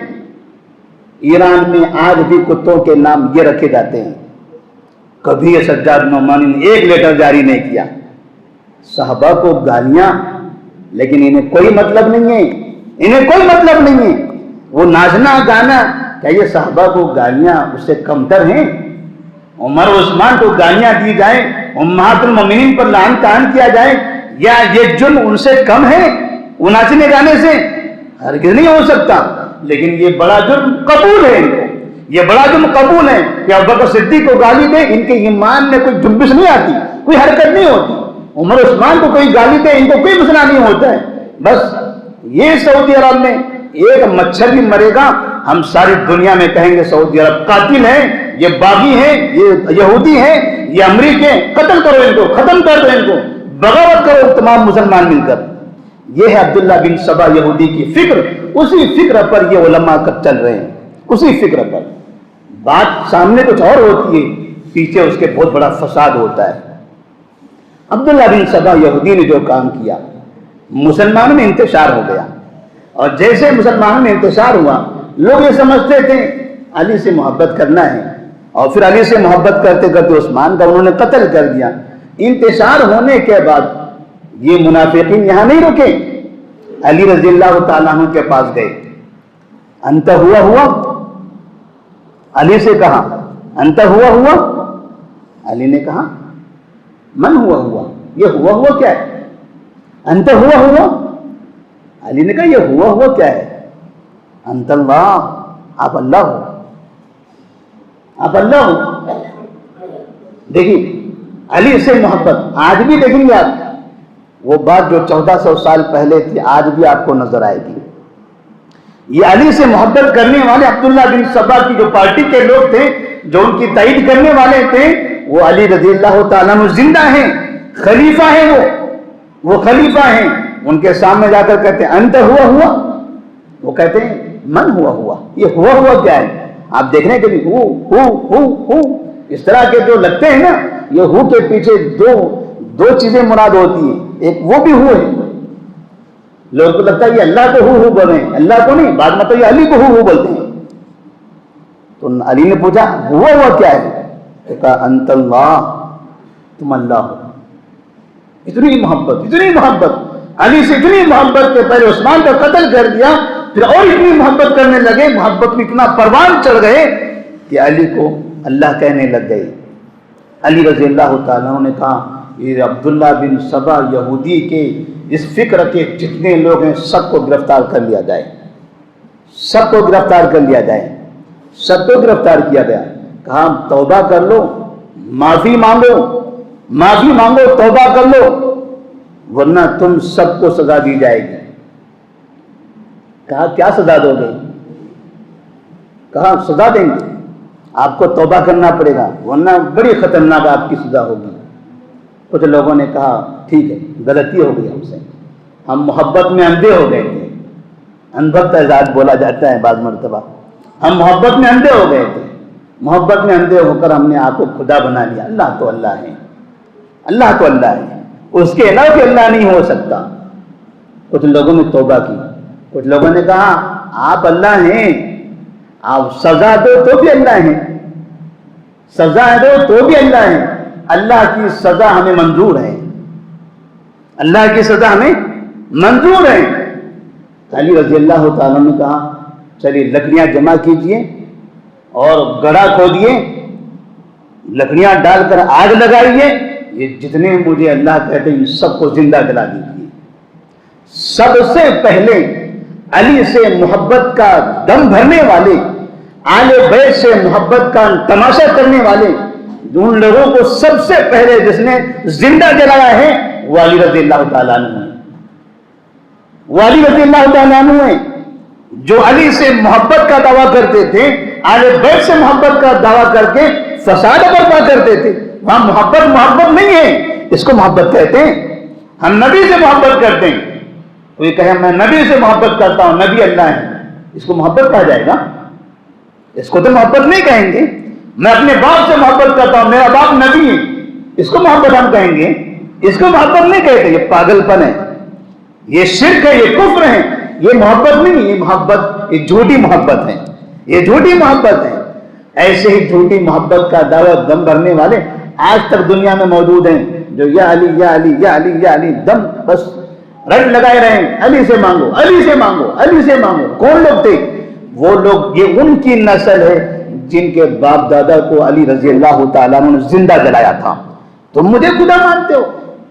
ساری زندگی ہم نے مکہ سے مدینہ تک قربانیاں دی ہیں، اللہ تبارک و تعالیٰ کی ربوبیت، اس کی وحدانیت بتاتے ہوئے کافرین کو، مشرکین کو، جو پتھر کو، درختوں کو خدا مانتے تھے، ان کو سمجھاتے سمجھاتے ہماری گردنیں کٹی ہیں، اور آج تم آ کر ہم سے کہتے ہو ہم ہی خدا ہیں۔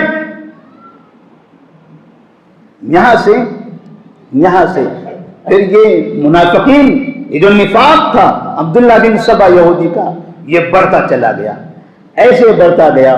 اس کے بعد آپ دیکھیں علی سے محبت کے نام پر لوگوں نے حدیثیں گڑنا شروع کر دی، لوگوں نے حدیثیں گڑنا شروع کر دی، اہل بیت کے محبت کے نام پر لوگوں نے حدیثیں بنانا شروع کر دی۔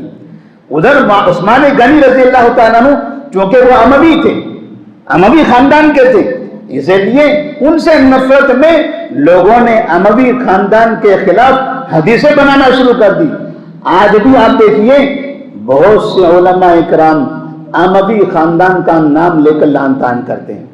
خلافت امویہ کو دنیا کی سب سے بدترین خلافت کہا جاتا ہے، جبکہ خلافت امویہ خلافت راشدہ کے بعد دنیا کی سب سے بہترین خلافت تھی، سب سے بہترین خلافت۔ اور اس خلافت، وہ خلافت جس خلافت کے بانی تھے معاویہ بن ابی سفیان رضی اللہ تعالیٰ عنہ، ایک عظیم صحابی، ایک عظیم شخص، عظیم مجاہد، نبی کے انتہائی محبوب انسان، جن کا نبی سے سسرالی رشتہ بھی تھا، جو کاتب وحی تھے، جو نبی کے سامنے بیٹھ کے قرآن مجید لکھا کرتے تھے، نبی قرآن کی آیت پڑھ کر سناتے تھے، معاویہ رضی اللہ تعالیٰ عنہ لکھا کرتے تھے۔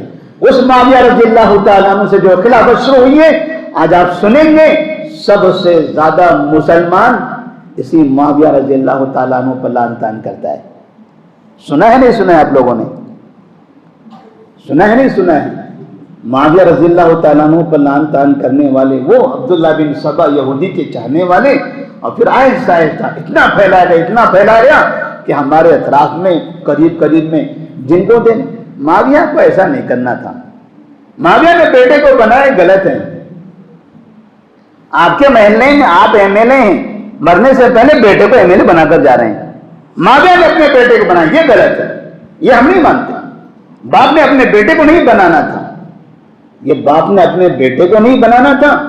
معاویہ رضی اللہ تعالیٰ عنہ کو اس بات کا غلط کہا جاتا ہے، اور خلافت عثمانیہ ترکی جو خلافت تھی اس کی بڑی تعریف کی جاتی ہے، وہ سب باپ اپنے بیٹے کو بنا کر جاتے تھے۔ خلافت عثمانیہ میں 37 بادشاہ رہے ہیں، سب نے اپنے مرنے سے پہلے اپنے بیٹے کو بنایا، لیکن کبھی بھی ہندوستان کے کسی بھی عالم سے آپ نہیں سنیں گے کہ خلافت عثمانیہ غلط تھی کیونکہ باپ کے بعد بیٹا بنتا تھا۔ اورنگزیب کی تعریف سنتے ہو آپ؟ اورنگزیب کی تعریف سنتے ہیں نا، بہت نیک انسان تھا، وہ ٹوپیاں سلتا تھا، قرآن لکھتا تھا، کس کے بعد بنا بادشاہ؟ جمہوریت سے، قوم کے ووٹ سے، کس کے بعد بنا؟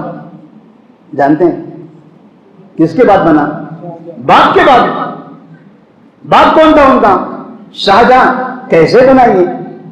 باپ کو آگرہ کے لال قلعے میں قید کر کے بنا۔ باپ بادشاہ تھا، باپ سے بغاوت کیا، باپ کو آگرہ کے لال قلعے میں وہاں پر قید کر دیا، اور پھر یہ بادشاہ بنا۔ یہ بادشاہ دنیا کا سب سے بہترین بادشاہ، باپ کے بعد بنا یہ بہترین، باپ سے بغاوت کر کے بنا یہ بہترین۔ اس کے پیچھے دوسری تاریخ ہے، اس کے پیچھے دوسری تاریخ ہے۔ تو لوگ یہ خرافات، یہ فساد جن کے جنم فطور بنا ہوا ہے، ایک طرف اورنگزیب کی بڑی تعریف ہوتی ہے جبکہ وہ بھی باپ کے بعد بنا، اور بغاوت کر کے بنا، بادشاہ بننے کے بعد بھائی کا قتل بھی کیا، بھائی کا مقابلہ کیا، بھائی کا خاتمہ کیا. ایسے آدمی کی بے انتہا تعریف. اور صحابی رسول معاویہ بن ابی سفیان رضی اللہ تعالیٰ عنہ کو گالیاں، جن کو دیکھو کتابیں لکھتے ہیں. خلافت اور ملوکیت کے نام کی ایک بڑی کتاب ہے، خلافت اور ملوکیت کے نام پر ایک بڑی کتاب لکھی گئی ہے جس کو شیعوں نے بہت پسند کیا ہے. سب سے زیادہ خلافت و ملوکیت کو پسند کرنے والے دنیا میں شیعہ ہیں. جو صحابہ کے دشمن ہیں انہوں نے اس کتاب کو بڑا پسند کیا ہے. اور جانتے ہو کتاب کے رائٹر کون ہیں؟ مودودی صاحب. اس کتاب کو سب سے زیادہ دنیا میں پسند کرنے والے کون ہیں؟ جو ابوبکر کو گالیاں دیتے ہیں وہ لوگ، جو امہات المومنین کو کافر کہتے ہیں وہ لوگ، جو عمر عثمان کو گالیاں دیتے ہیں وہ لوگ ان کی کتاب کو سب سے زیادہ پسند کر رہے ہیں. اپنی زبان فارسی میں باقاعدہ اس کا ترجمہ کر دیا انہوں نے، پورے ایران کے اندر پھیلا دیا. کیا ہے اس کتاب سے؟ کیا پیغام ملتا ہے اس کتاب سے؟ اس کتاب سے پیغام ملتا ہے علی علی علی علی، بس علی علی، آل بیت سے محبت. وہی عبداللہ بن سبا کا جو رٹا تھا وہی رٹا مودودی صاحب نے اپنی کتاب میں لگایا ہے. اور میں نے شروع میں بتایا علی سے محبت یہ غلط نہیں ہے، آل بیت سے محبت یہ غلط نہیں ہے، لیکن اس کتاب میں بھی یہ پیغام دیا گیا علی سے محبت، عثمان سے نفرت. مطلب یہ ہوا کہ اگر عثمان سے نفرت نہیں کرو گے علی سے محبت ہوگی ہی نہیں. معاویہ کو جب تک برا نہیں کرو گے علی سے محبت مکمل ہوگی ہی نہیں. یہ کہاں کی منطق ہے؟ ابوبکر صدیق سے محبت کرنا ہو تو اس کے لیے عمر کو برا کہنا پڑے گا، عمر کو برا کہنا پڑے گا. عمر سے محبت کرنا ہو اس کے لیے علی عثمان کو برا کہنا پڑے گا. نہیں، یہ تمام کے تمام صحابہ ہیں رضی اللہ عنہم ورضوا عنہ. اللہ تعالیٰ نے کہا اللہ ان سب سے راضی ہوا، وہ اللہ سے راضی ہو گئے. یہ نفاق جو شروع ہوا ہے دنیا کے اندر عبداللہ بن سبا یہودی سے، جو پہلے منافقین تھے جنہوں نے نبی کے زمانے میں مدینے کو برباد کرنے کی کوشش کی، مسلمانوں کو لڑانے کی کوشش کی، نبی کو قتل کرنے کی کوشش کی، ناکام ہو گئے. اور عثمان غنی رضی اللہ تعالیٰ عنہ کے دور میں انہیں موقع ملا اور پھر سے یہ منافقین پوری دنیا کے اندر پھیلنا شروع ہو گئے. یہاں تک کہ علی رضی اللہ تعالیٰ عنہ کی محبت کا دعویٰ کرتے کرتے جھوٹی حدیثیں تک انہوں نے گڑ ڈالی، جھوٹی حدیثیں تک گڑی ہیں اور اتنی حدیثیں پھیلا دی علی کے نام سے، حسین کے نام سے، فنا کے نام سے. لیکن پھر ایک زمانہ آیا، علی رضی اللہ تعالیٰ عنہ کا دور ختم ہو گیا، حسن رضی اللہ تعالیٰ عنہ کی خلافت آئی، معاویہ رضی اللہ تعالیٰ عنہ کا پھر ان کے بعد خلافت آئی. حسن رضی اللہ تعالیٰ عنہ کے خلافت کے بعد معاویہ رضی اللہ تعالیٰ عنہ آئے. معاویہ رضی اللہ تعالیٰ عنہ ایک بہترین حاکم، بہترین خلیفہ، ایسے خلیفہ جو دنیا میں مثالی ہیں. خلافت راشدہ کے بعد اگر سب سے بہترین خلیفہ کوئی ہے تو وہ معاویہ رضی اللہ تعالیٰ عنہ ہیں. لوگ فلاں خلیفہ ہیں، فلاں خلیفہ ہیں، یہ عثمانی اور ترکیوں کو خلیفہ کہتے ہیں اور معاویہ کیا کہتے ہیں؟ امیر معاویہ. ان کو کہتے ہیں امیر معاویہ، خلیفہ نہیں کہتے. ہارون رشید کون ہے؟ خلیفہ ہیں. مہدی کون ہے؟ خلیفہ ہیں. ان کو خلیفہ کہتے ہیں. یہ ایسے لوگوں خلیفہ کہتے ہیں اور معاویہ کا نام آتا ہے تو کہتے ہیں امیر معاویہ. خلیفہ نہیں، خلیفہ نہیں مانتے ان کو. جبکہ خلافت راشدہ کے بعد سب سے بہترین خلیفہ معاویہ رضی اللہ تعالیٰ عنہ تھے. معاویہ رضی اللہ تعالیٰ عنہ 20 سال خلافت کیے. 20 سال کے دور میں وہ منافقین، وہ عبداللہ بن سبا یہودی کے چاہنے والے جو پورے ملک میں انتشار پھیلائے ہوئے تھے، جن کی وجہ سے جنگ جمل، جنگ صفین ہوئی تھی، مسلمان آپس میں جنگ کر رہے تھے، ان کے درمیان اختلافات ہو رہے تھے. 20 سال میں انہوں نے پورے مملکت میں جہاں جہاں عبداللہ بن سبا کے ماننے والے تھے ایسے ان کی منہ پہ لگام لگائی. کسی بھی جگہ پر 20 سال تک وہ زبان نہیں کھول سکے. پورا 20 سال کا دور انتہائی امن والا دور. کہیں مسلمانوں کو مسلمانوں سے تکلیف نہیں، کہیں کسی علی اور حسن اور عثمان میں فرق کرنے والے مسلمان نہیں. سب تمام صحابہ کو ماننے والے، سب کی عزت کرنے والے. 20 سال میں انہوں نے پھر سے مسلمانوں کو ایسے ہی متحد کر دیا جیسے عثمانی غنی کے ابتدائی دور میں متحد تھے، پھر بھائی بھائی ہو گئے، لیکن منافقین پھر یہ کیسے برداشت کر سکتے تھے؟ جب تک کہ مسلمانوں میں انتشار نہیں پھیلاؤ گے تب تک کہ مسلمانوں کو برباد نہیں کر سکو گے۔ مسلمانوں کو برباد کرنا ہے، انتشار پیدا کرو، ان کو لڑاؤ آپس میں، جب وہ لڑیں گے تب ان کا دین برباد ہوگا، وہ ایک دوسرے کا خاتمہ کرنے لگیں گے۔ معاویہ رضی اللہ تعالیٰ عنہ کا جیسے دور ختم ہو جاتا ہے، ان کے بعد ان کا بیٹا یزید بنتا ہے، یزید خلیفہ بنا۔ یزید کی خلافت میں اب یہی عبداللہ بن سبا یہودی کے چاہنے والے وہ منافقین، پھر انہیں ایک موقع ملا۔ پہلے تو علی تھے، علی کے نام سے ہم نے تو عثمان کو قتل کیا تھا، اب علی نہیں رہے، اب علی نہیں ہے، اب کون ہے؟ دیکھا جائے کہاں ٹارگٹ بن سکتا ہے۔ جو سیاست جانتے ہیں آج کے دور میں وہ اچھی طرح پہچانیں گے اس چیز کو۔ بعض مرتبہ ہماری حکومتوں میں بھی چن چن کے مدعے بنائے جاتے ہیں، فلاں مدعا اگر استعمال کرو گے تو کامیاب ہو سکتے ہیں، وہ فلاں مدعا ہے، یہ فلاں مدعا ہے۔ تو لوگوں نے دیکھا اب ایک محبوب شخصیت ہے، وہ ہے علی کے بیٹے حسین، علی کے بیٹے حسین رضی اللہ تعالیٰ عنہ۔ انہی منافقین نے، عبداللہ بن سبا یہودی کے چاہنے والے، انہوں نے حسین رضی اللہ تعالیٰ عنہ جو سکون سے مکہ مدینہ کی زندگی گزار رہے تھے، کوئی مسئلہ نہیں تھا ان کو، وہاں سے ادھر بلایا کوفہ کی طرف، آؤ آپ کے باپ خلیفہ تھے، آپ آل بیت میں سے ہیں، آپ آل بیت میں سے ہیں، آپ ہمارے علی کے بیٹے ہیں، آپ آئیے، یزید خلیفہ ہو گیا، ہم اس کو خلیفہ نہیں مانتے، خلافت کے حقدار آپ ہیں، اس سے بہتر آپ ہیں۔ بات تو صحیح تھی، اس سے بہتر تو حسین ہے، اس میں کوئی شک نہیں ہے۔ لوگوں کو پوچھا گیا بتاؤ یزید بہتر کیا حسین بہتر؟ لوگوں نے کہا حسین لاکھ گنا بہتر۔ جواب بھی صحیح تھا، جیسے وہاں کہا گیا اہل بیت اچھے ہیں یا اموی خاندان اچھا ہے، ہاشمی خاندان بہتر کیا اموی خاندان بہتر؟ لوگوں نے کہا ہاشمی خاندان بہتر۔ بات بالکل صحیح تھی، جواب بالکل صحیح تھا۔ یہاں بھی لوگوں سے پوچھا حسین بہتر کہ یزید بہتر؟ لوگوں نے کہا حسین بہتر۔ جب وہ بہتر موجود ہیں تو خلیفہ حسین ہونا چاہیے کہ یزید ہونا چاہیے؟ حسین ہونا چاہیے۔ پھر چلیے ہم حسین کی خلافت کا راستہ ہموار کرتے ہیں۔ اس کے لیے انہوں نے خطوط لکھے، لیٹر لکھے، اور لیٹروں کے بھرمار مکہ مکرمہ بھیجا۔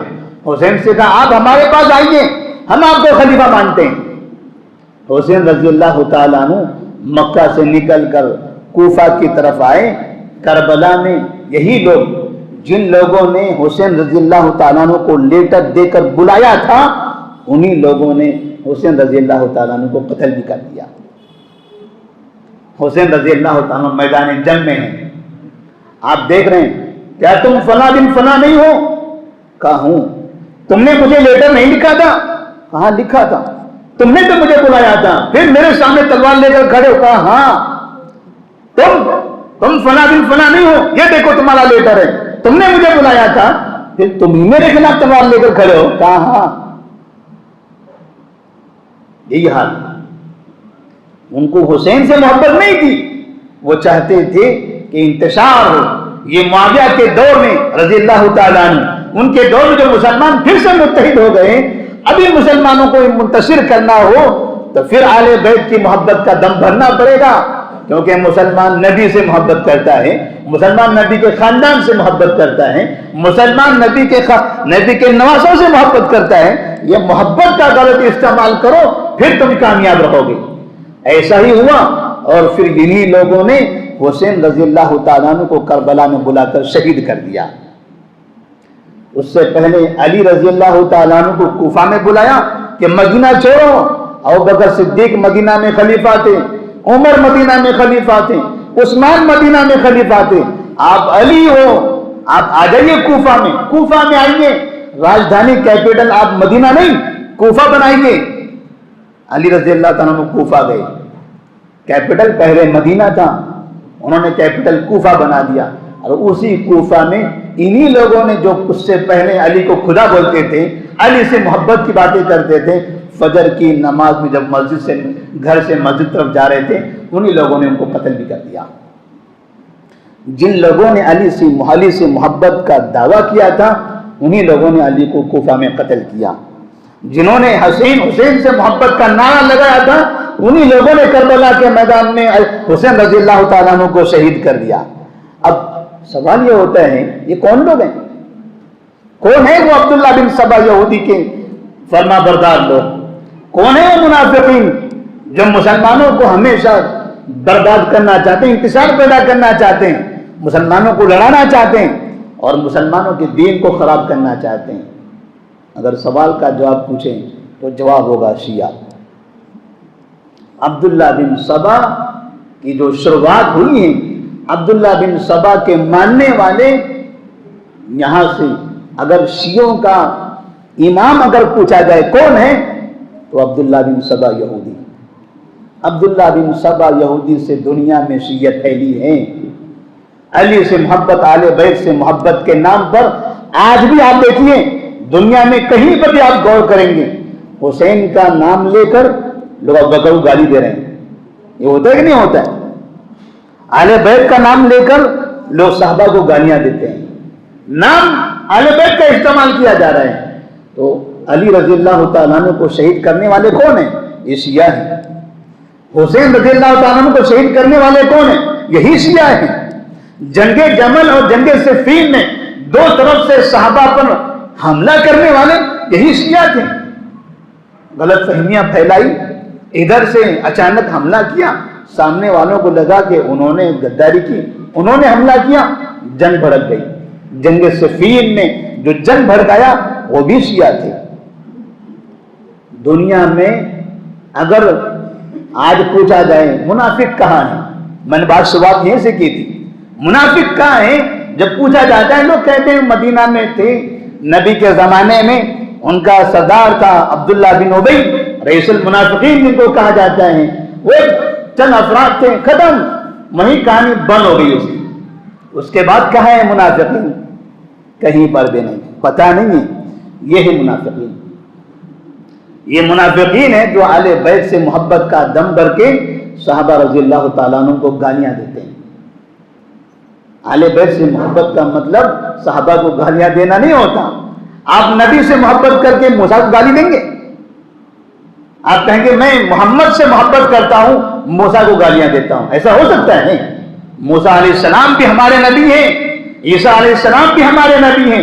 جو موسیٰ کو مانتا ہے محمد کو نہیں مانتا وہ کافر ہے، اور جو محمد کو مانے موسیٰ کو نہ مانے وہ بھی کافر ہے۔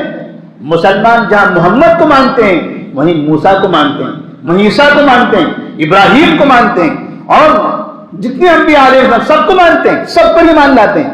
مسلمان اسی کو کہتے ہیں۔ جو مسلمان ابوبکر کو مانے، عمر کو مانے، عثمان کو مانے، علی کو مانے، معاویہ کو مانے، وہ مسلمان ہیں۔ جو علی کو مانے ابوبکر کو نہ مانے مسلمان نہیں ہو سکتا۔ جو حسین کو مانے اور معاویہ کو گالیاں دے وہ مسلمان نہیں ہو سکتا۔ یہ تمام کے تمام نبی کے صحابہ تھے، نبی کے ساتھی تھے، نبی کے ہاتھ پر ایمان لایا اور ساری زندگی ایمان پر باقی رہے، ایمان پر ان کا خاتمہ ہوا ہے، ایمان پر ان کی موت ہوئی ہے۔ یہاں سے دنیا میں ہم دیکھ رہے ہیں اس زمانے سے لے کر آج تک حسین رضی اللہ تعالیٰ عنہ کا وہ آخری واقعہ تھا، کربلا کے میدان میں شہید ہو گئے۔ کتنے سال ہو گئے اس کو؟ کب، کون سی تاریخ تھی حسین رضی اللہ تعالیٰ عنہ کی شہادت کی؟ کوئی بتا سکتے ہیں؟ 10 محرم، سال 61، بالکل قریب پہنچے آپ، 61، 61 سال، 61 ہجری، 60 ہجری تک، 40 سے لے کر 60 ہجری تک معاویہ رضی اللہ تعالیٰ عنہ خلیفہ تھے، 20 سال۔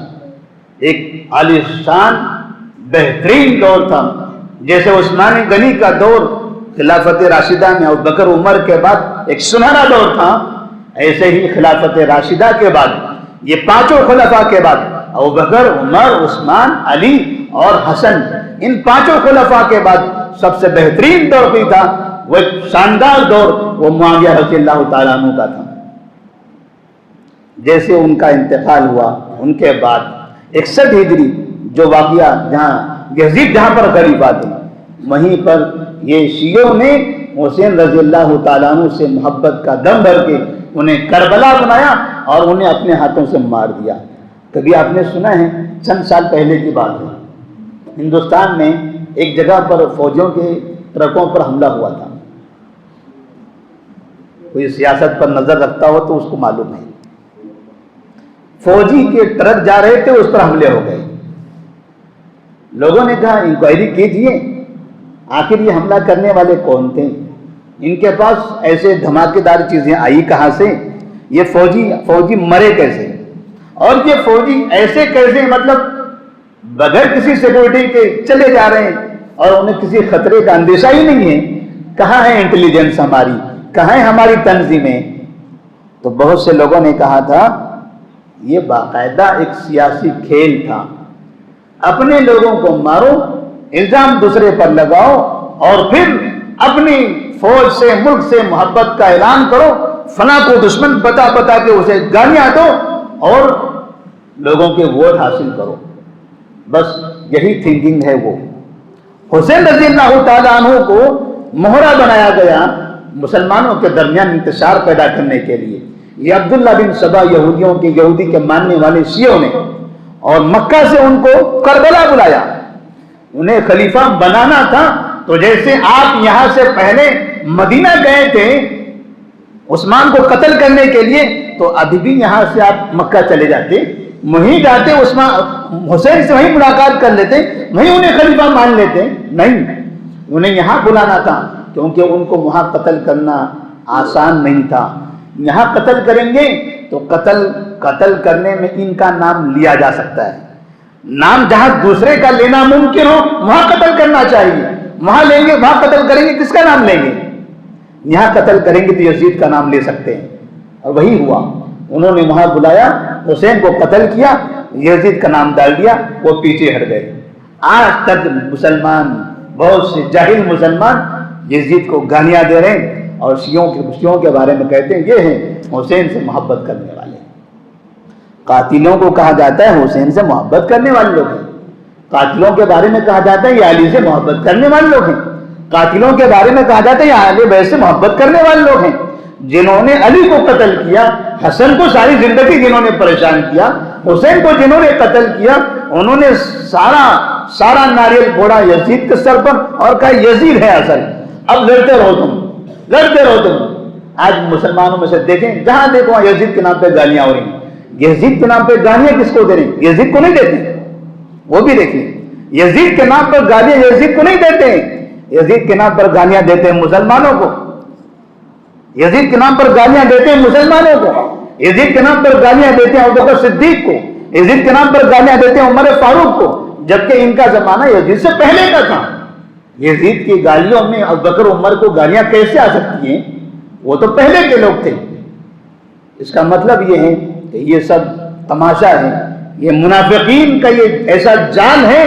یہ منافقین کا ایک بڑا ملک ہمارے پڑوس میں موجود ہے, افغانستان کے بازو میں, اس کو ایران کہا جاتا ہے.